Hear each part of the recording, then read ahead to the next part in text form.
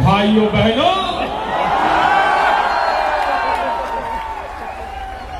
मेरे देश के युवा, भारत का भविष्य,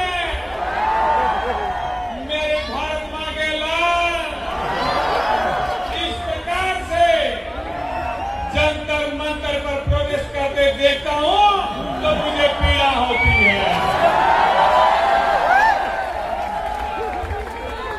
भाइयों बहनों, जिस प्रकार से आप लोगों पर आंसू गैस का गोला छोड़ा गया,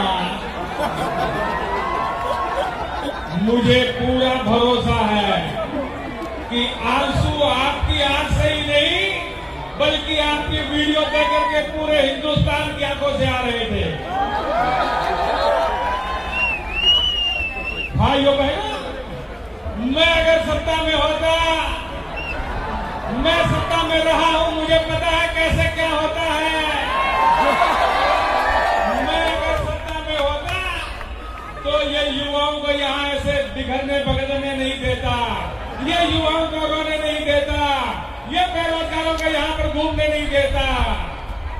और इसलिए जब मेरी सरकार बनेगी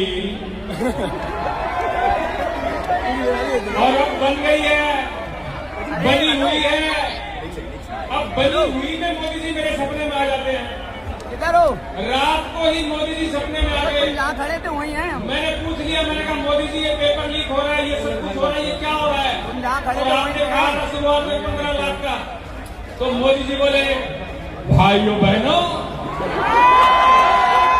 मैंने कहा था जब मैं पीएम बनूंगा तो सबके खाते में 15-15 लाख रुपए आएंगे।